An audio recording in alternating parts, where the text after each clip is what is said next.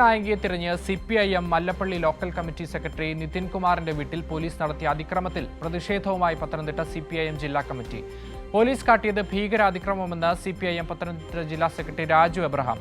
അടിയന്തരാവസ്ഥയുടെ പ്രേതം ബാധിച്ച പോലീസാണ് കേരളം ഭരിക്കുന്നതെന്നും രാജു എബ്രഹാം പ്രതികരിച്ചു. നമ്മളോടൊപ്പം അവിടെ നിന്ന് സുജു ടി ബാബു വിവരങ്ങളുമായി ചേരുന്നുണ്ട്. സുജു, ഒരു അർജുൻ നായകയ്ക്ക് വേണ്ടി എന്തൊക്കെയാണ് പോലീസ് കാട്ടിക്കൂട്ടുന്നത്? എന്താണ് ഇന്നലെ അവിടെ സംഭവിച്ചത്?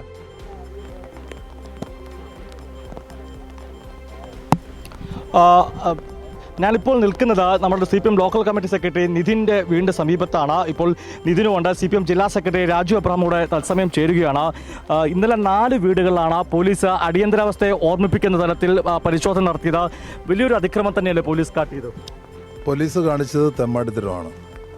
ഇവിടെ തികഞ്ഞ മനുഷ്യാവകാശ ലംഘനമാണ് പോലീസ് നടത്തിയത്. അർജുൻ നായകെ കണ്ണൂരിൽ പിടിയിലായതിനു ശേഷമാണ് ഈ പോലീസിൻ്റെ ഈ നാടകം ഇവിടെ നടന്നത്. ആദ്യം ഒരു പോലീസ് വണ്ടി വന്നു, രംഗം നിരീക്ഷിച്ച ശേഷം അവർ പോയി. പിന്നീട് 8 വാഹനങ്ങളിലായിട്ട് 60ഓളം പോലീസുകാരാണ് ഈ പ്രദേശത്തെ വീടുകൾ റെയ്ഡ് ചെയ്യാൻ വേണ്ടി വന്നത്. ഇവിടെ 10-65 വീടുകളുണ്ട്. എല്ലാ വീടും റെയ്ഡ് ചെയ്യാൻ വേണ്ടിയാണ് ഇവിടെ വന്നത്. ഇവിടെ CPMൻ്റെ ലോക്കൽ കമ്മിറ്റി സെക്രട്ടറി മിഥുൻ ഉൾപ്പെടെ താമസിക്കുന്ന പ്രദേശമാണ്. ഇവിടുത്തെ 60ഓളം കുടുംബങ്ങൾ മുഴുവൻ CPMക്കാരാണ്. അപ്പോൾ ആദ്യം റെയ്ഡ് ചെയ്തത് CPM ലോക്കൽ കമ്മിറ്റി സെക്രട്ടറി മിഥുൻ്റെ വീടാണ്. എന്ത് ധാർമ്മികമായ ഒരു അവകാശമാണ് യാതൊരു ഇൻഫർമേഷനും ഇല്ലാതെ ഇവിടെ റെയ്ഡ് ചെയ്തത്? ഇവിടെ ഇൻഫർമേഷൻ നൽകിയത് കോൺഗ്രസ്സുകാരാണ്. ഞരമ്പ് രോഗികളായ കുറേ കോൺഗ്രസ്സുകാർ ഇവിടെയുണ്ട്. അവർ കൊടുത്ത ഇൻഫർമേഷനാണ് പോലീസ് പ്രവർത്തിച്ചത്. പോലീസിന് എത്രയോ സംവിധാനങ്ങളുണ്ട് ഇവിടെ, ആധുനികമായിട്ടുള്ള എത്രയോ സാങ്കേതിക വിദ്യ ഇവിടെയുണ്ട്. ഇവിടെ ഒരാൾ വന്നിട്ടുണ്ടെന്നുണ്ടെങ്കിൽ അത് പരിശോധിക്കാനുള്ള സംവിധാനം ഇവിടെയില്ലേ? അപ്പോൾ അതുകൊണ്ട് തന്നെയാണ് ഞങ്ങൾ ഈ റെയ്ഡിനെ സംശയിക്കുന്നത്. ഇത് രാഷ്ട്രീയ പകപോക്കലിനുള്ള റെയ്ഡാണ് ഇവിടെ നടത്തിയത്. CPMക്കാരെ റെയ്ഡ് ചെയ്യുക ഇത് മുമ്പ് നടന്നിട്ടുള്ളത് അടിയന്തരാവസ്ഥ കാലഘട്ടങ്ങളിലാണ്. പ്രദേശത്തെ കോൺഗ്രസിൻ്റെ പ്രമാണികൾ വിളിച്ചു പറയും. ആ പ്രമാണികർ പറയുന്നതനുസരിച്ച് പോലീസ് വരിക, നിരപരാധികളെ പിടിച്ചുകൊണ്ടു പോവുക, അവരെ 6 മാസത്തിന് തുറുങ്കിലടയ്ക്കുക, മർദ്ദിക്കുക. ഇതിൻ്റെ തുടക്കമാണ് ഇവിടെ ഇതിൻ്റെ തുടക്കം കുറിച്ചിരിക്കുകയാണ്. ഇത് ഒരു കാരണവശാലും അംഗീകരിക്കാൻ കഴിയില്ല. SFIയുടെ ഏരിയ പ്രസിഡന്റ് ഇവിടെ രാഹുലിൻ്റെ വീട് ഒരു കതക് പോലുമില്ല, പാവപ്പെട്ട ആളുകളാണ്. അവിടെയാണ് ബലം പ്രയോഗിച്ച് അകത്ത് കയറിയത്. തൊട്ടിപ്പുറത്തെ വീട് തങ്കമണി, വീട് ചവിട്ടിപ്പൊളിച്ച് അകത്ത് കയറി. അപ്പോൾ ഈ നിലയിലുള്ള നിഷ്ഠൂരമായ ഈ നടപടികൾ, കുട്ടികളത് വീഡിയോ പിടിച്ചതുകൊണ്ടാണ് അവർ ആ റെയ്ഡ് നിർത്തിവെച്ച് പോയിട്ടുള്ളത്. നമുക്ക് ഒരു കാരണവശാലും അംഗീകരിക്കാൻ കഴിയില്ല. ഇതിൽ ആഭ്യന്തരമന്ത്രിക്ക് പങ്കുണ്ടോ? ഇതിൽ DGPക്കാണോ പങ്ക്? ഏത് ഉദ്യോഗസ്ഥനാണ് ഈ നിർദ്ദേശം നൽകിയത്? ആരാണെന്നുണ്ടെങ്കിലും അവർക്ക് എതിരായിട്ട് കർശന നടപടി ഉണ്ടാവണം. അപ്പോൾ ഈ നിലയിൽ ഉള്ള ഒരു സമീപനമാണെങ്കിൽ ഇതിനെതിരെ പരസ്യമായിട്ടുള്ള ശക്തമായ പ്രതിഷേധം ഉണ്ടാകും. അത്ര മനുഷ്യാവകാശ ലംഘനമാണ് ഇവിടെ നടന്നിരിക്കുന്നത്. ഇവിടുത്തെ പട്ടികജാതി കുടുംബങ്ങളിൽപ്പെട്ട ആളുകളെ അപമാനിക്കുകയാണ് ഈ സർക്കാർ ചെയ്തിരിക്കുന്നത്. പ്രളയത്തിൻ്റെ കാര്യത്തിൽ സമ്പൂർണ്ണ പരാജയമാണെന്ന് ഇപ്പം വന്നു കഴിഞ്ഞു. അപ്പോൾ അതിൽ നിന്ന് മുഖം രക്ഷിക്കാനുള്ള വെപ്രാളത്തിലാണ് ഇപ്പം സർക്കാർ. അതിൻ്റെ ഭാഗമായിട്ട് ഇപ്പം പോലീസിനെ കയറൂരി വിട്ടിരിക്കുകയാണ്. ഇതൊന്നും ഇവിടെ അനുവദിക്കുന്ന പ്രശ്നമില്ല. തീർച്ചയായിട്ടും പറയുന്നതിൻ്റെ ഇത് മനസ്സിലാണെങ്കിൽ നിതിൻ്റെ ഉൾപ്പെടെ വീട് നമ്മൾ കാണേണ്ടതുണ്ട്. നിതിൻ്റെയും നിതിൻ ആ വീട്ടിലേക്ക് പോകാം. അതിനോടൊപ്പം നിന്നോട് സംസാരിച്ചുകൊണ്ട് തന്നെ നിതിൻ്റെ വീട്ടിലേക്ക് നമ്മൾ കിടക്കാമെന്നാണ്. ഇതിന് ഇന്നലെ എത്ര മണിക്കാണ് പോലീസ് ഇവിടെ എത്തിയത്? ആദ്യം ഒരു 10:30 ആയപ്പോഴാണ് ആദ്യത്തെ വണ്ടി പോലീസ് വന്നത്. CI വന്നു. CI വന്നിട്ട് ഇവിടെ DYFI പ്രവർത്തകരുണ്ടായിരുന്നു. DYFIയുടെ മേഖലാ സെക്രട്ടറി ഉൾപ്പെടെയുള്ള ആളുകൾ ഇവിടെ നിൽപ്പുണ്ടായിരുന്നു. അവരോട് കാര്യം ചോദിച്ചു. അപ്പോഴാണ് ഞാൻ വീട്ടിൽ നിന്ന് കയറി വരുന്നത്. വീട്ടിൽ നിന്ന് കയറി വന്നിട്ട് ഞാൻ ചോദിച്ചു എന്താണ് പ്രശ്നമെന്ന് ചോദിച്ചു. അപ്പം അർജുൻ നായകി ഇവിടെ എത്തിയിട്ടുണ്ട് എന്നുള്ളൊരു ഇൻഫർമേഷൻ കിട്ടി എന്നാണ് പറഞ്ഞത്. അപ്പം അങ്ങനെ ഒരു സംഭവം നടന്നിട്ടില്ല എന്നുള്ള കാര്യം നമ്മൾ അപ്പം തന്നെ CIയോട് പറഞ്ഞതാണ്. അതിനുശേഷം അവർ തിരിച്ചു പോവുകയും ചെയ്തു. ഇവിടെ ഉള്ള എല്ലാവരുടെയും നമ്പറുകൾ എഴുതിയെടുത്തുകൊണ്ട് തിരിച്ചു പോയി. അതിനുശേഷമാണ് 12:30 ആയപ്പം ഏകദേശം ഒരു 8 വണ്ടിയോളം പോലീസ് ഇവിടേക്ക് എത്തുന്നതും. ആദ്യം എൻ്റെ വീട് സെർച്ച് ചെയ്തു. അതിനുശേഷം നമ്മുടെ DYFIയുടെ സെക്രട്ടറിയുടെ കാറ് അവിടെ കിടപ്പുണ്ടായിരുന്നു. ആ കാറിലാണ് കൊണ്ടുവന്നതെന്ന് പറഞ്ഞിട്ട് കാറ് സെർച്ച് ചെയ്തു. ഈ വീട് അറിയാം, ഇത് നമ്മുടെ പാർട്ടി മെമ്പറാണ്, തങ്കമണി എന്ന് പറഞ്ഞ ചേച്ചിയുടെ വീടാണ്. ഇവിടെയാണ് അവർ കഥക് തള്ളി തുറന്ന് കയറിയത്. ഇത് പക്ഷേ തങ്കമണി ചേച്ചിയുടെ വീട്ടിലേക്ക്. ചേച്ചി, ഈ വീട്ടിലാണ് പോലീസ് വന്നല്ലേ? ഇവിടെ വന്ന് കഥ പോലും ശരിക്കില്ലാതെ കഥ പൂട്ട് പോലും ഇല്ല. ഞാനിതുപോലെ ഇങ്ങനെ ഇവിടെ ഇരിക്കുക. അന്നേരം കുറേ പോലീസുകാരും എല്ലാം കൂടെ വന്ന്, വനിതാ പോലീസും എല്ലാം കൂടെ കയറി വന്ന് ആ മുറിയിൽ എല്ലാം കടന്ന് നോക്കി. എന്താണെന്ന് ചോദിച്ചിട്ട് ഇവരൊന്നും പറയുന്നില്ല. പറയാതെ അവിടെ അടുക്കളയിലും ചെന്ന് തപ്പുന്നു, അങ്ങനെ മുറിയുന്നു. ഇതുങ്ങളാണെങ്കിൽ കിടന്ന് ഭയങ്കര ഉറക്കമായിരുന്നു. ഉറക്കത്തിൽ നിന്ന് ഇതുങ്ങളെ വലിച്ചു പോക്കി പോയിരുന്നു. ഇതുങ്ങൾ കുഞ്ഞുങ്ങളെ കൊണ്ട് മുറ്റത്തിറങ്ങി നിൽക്കുവാണെന്ന് പേടിച്ചു. എന്താണെന്നറിയത്തില്ലല്ലോ. അവനാണ് ഇച്ചിരി ചെവിക്ക് ഇച്ചിരി കേഴിക്കുള്ളതാ. അവനാന്ന് ഇതൊന്നും അറിഞ്ഞില്ല. അത് അന്ത്യായപ്പം കയറി കിടന്നുറങ്ങി. ഞാനാണ് ഇതുപോലെ ഇവിടെ ഇരിക്കുക. ഈ പോലീസുകാരെല്ലാം മരുന്ന് കയറി ആ കഥക് തുറന്നപ്പോൾ ഇതുങ്ങൾ കഥക് തുറന്നു. അയ്യോ അമ്മയെന്നും പറഞ്ഞ് ഇവള് കരഞ്ഞുകൊണ്ട് ഇറങ്ങി വരുന്നത്. ഇറങ്ങി വന്ന് അതുങ്ങളെല്ലാം കൂടെ മുറ്റത്തിറങ്ങി നിൽക്കുവാണ്. അന്നേരത്തിന് നമ്മുടെ പിള്ളേരെല്ലാം ഓടി വന്ന് പിന്നെ എന്താ ചോദിച്ചപ്പം ഇന്ന പോലെ ആരണ്ട് ഫോൺ കോള് ചെയ്ത് പിന്നെ ആ പുള്ളി ഇവിടെങ്ങാണ്ട് കൊണ്ടുവന്ന് കാറിന് ഇറക്കി വിട്ടെന്ന്. ഇല്ല, നമ്മൾ കണ്ടിട്ട് പോലും ഇല്ല. നമ്മൾ ഇന്നലെ ഈ പോലീസുകാർ വന്നേച്ച് പോയി കഴിഞ്ഞ് ഇവർ പിന്നെ ഫോണിനകത്ത് വാർത്ത എന്നെ കാണിച്ചപ്പോഴാണ് ഞാൻ ആ പുള്ളിയെ കാണുന്നത് തന്നെ. ഈ വീട് കണ്ടോ? ഈ വീട്ടിൽ അതായത് ചെറിയൊരു വീടാണ്. ഈ വീടുകളിലാണ് നമുക്ക് തൊട്ടടുത്ത വീട്ടിലൂടെ പോകണം. അതിന്റെ അവസ്ഥ മനസ്സിലാക്കി നിതിൻ കൂടെ ചേരുവാണ്. ഇതിനെ ശരിക്കും ഈ സമയം നോക്കുമ്പോൾ ഏതാണ്ട് അർജുനായെങ്കിൽ കസ്റ്റഡി എടുത്ത ശേഷമാകാം ഈ പോലീസിന്റെ പരിശോധന. അതെ, അത് 12:30 ഇവിടെ വന്ന് സെർച്ച് ചെയ്യുന്നു. 12:45 ആയപ്പോഴത്തേനും നമ്മൾ വീഡിയോ എടുക്കുന്നത് കണ്ടിട്ടാണ് അവർ നിർത്തിയത്. അതിനുശേഷം ഒരു 1 മണി ആയപ്പോഴത്തേനും ന്യൂസ് വന്നു കഴിഞ്ഞു.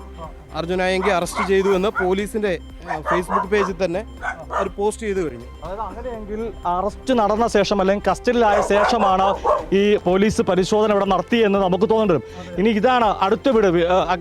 നമ്മൾ അക്ഷയ് കാണേണ്ട ഈ വീടൊന്ന് നമ്മൾ കാണണം. ഇവിടെ എങ്ങനെയാണ് അർജുനായെങ്കിയെ പോലെ പോലീസ് സംസ്ഥാന ഉടനീളം തിരയുന്ന ഒരു പ്രതിയെ താമസിക്കുന്നത്? ക്യാമറ ബിബിൻ ഈ ഭാഗം കൂടി ഈ വീട് കാണുക. ഇത് SFIയുടെ ഏരിയ പ്രസിഡന്റ് മേഖലാ പ്രസിഡന്റ് രാഹുലിന്റെ വീടാണ്. അത് ഫ്രണ്ട് ഭാഗത്ത് ഇവിടെ ജനൽ പോലുമില്ല. ഈ വീടിന്റെ കഥ പോലും ഇല്ലേ? ഇവിടെ കഥവില്ല. കഥയിലുണ്ടോ? ഇവിടെയാണ് ഈ വീട്ടിലെത്തിയാണ് രാഹുൽ. രാഹുലാണ് വിളിക്കുക. ഈ വീട്ടിലാണ്, അതായത് വീടിന്റെ ഉള്ളിൽ കഥകില്ല, ജനലില്ല. ഇവിടെയാണ് അർജുനായെങ്കിൽ ഒളിവിൽ താമസിപ്പിച്ചു എന്ന് പറഞ്ഞുകൊണ്ട് പോലീസ് എത്തി. എന്താണ് പറഞ്ഞത്?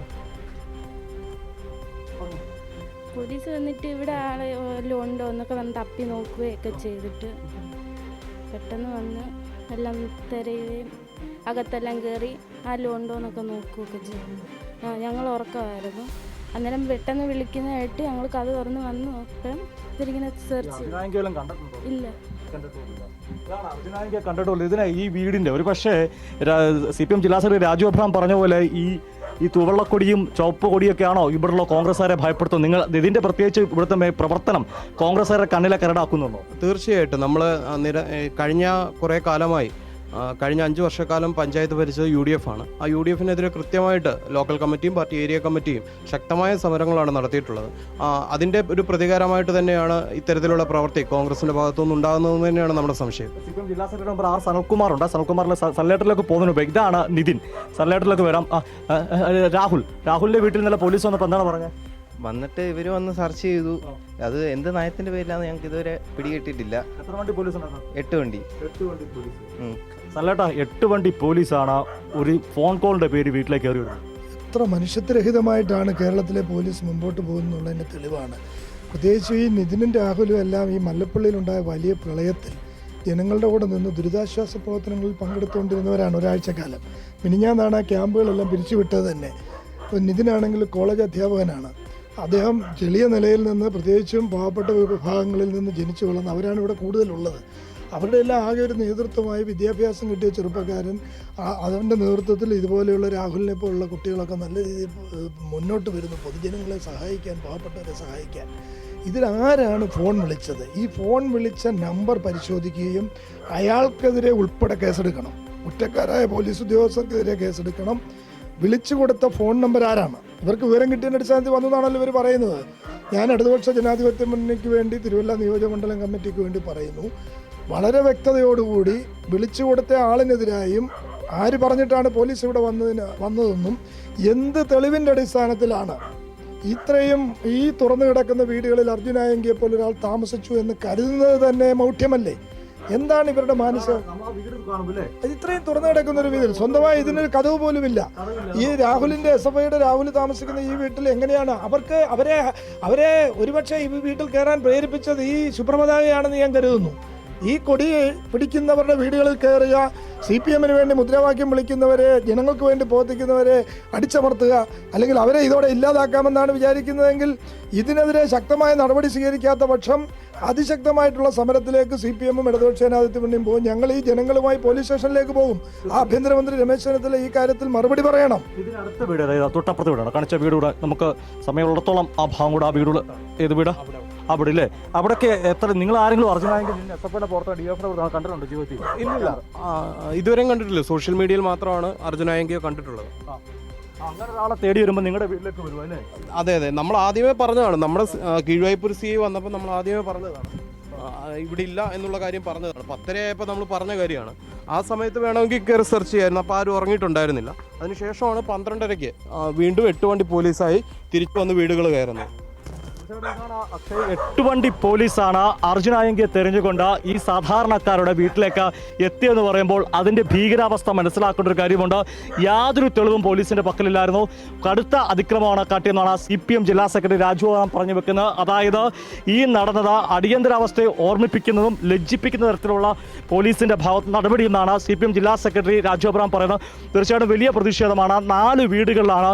അതും ഈ ടൈം ലൈൻ പരിശോധിക്കുമ്പോൾ ഒരുപക്ഷെ മിക്കവാറും ഈ സംഭവം നടന്നിരിക്കുന്നത് തീർച്ചയായിട്ടും ഈ അർജുനായെങ്കിൽ ഒരുപക്ഷെ കസ്റ്റഡിയിലെടുത്ത ശേഷമാണോ എന്ന് സംശയിക്കുന്ന ഒരു സാഹചര്യം കൂടിയുണ്ട്. അത്തരത്തിലെ ഒരു സംഭവമാണ് ഇവിടെ നടന്നിരിക്കുന്നത്. അക്ഷയ്. ശരി, സുജുട്ടി ബാബുവാണ് വിവരങ്ങൾ നൽകിക്കൊണ്ടിരുന്നത്. എന്തായാലും വലിയ ഒരു പ്രതിഷേധം അവിടെ ഉയർന്നു വരുമെന്നത് സംശയമില്ല. കാരണം രാഷ്ട്രീയ പകപോക്കലിന് വേണ്ടി പോലീസിനെ ഉപയോഗപ്പെടുത്തുകയാണ്. തീർത്തും അന്യായമായിട്ട് SFI DYFI പ്രവർത്തകരുടെയൊക്കെ വീടുകൾ കയറി പരിശോധിക്കുന്ന ഒരു നിലയാണ് പത്തനംതിട്ടയിൽ ഉണ്ടായത്. എന്തായാലും CPM സംസ്ഥാന കമ്മിറ്റി അടക്കം ഇതിൽ ശക്തമായ പ്രതിഷേധം രേഖപ്പെടുത്തും. എന്തായാലും ജില്ലാ സെക്രട്ടേറിയറ്റ് അടക്കം വലിയ പ്രതിഷേധവുമായി ഇപ്പോൾ തന്നെ രംഗത്തെത്തിയിട്ടുണ്ട്. സുജു ആണ് വിവരങ്ങൾ നൽകിയത്.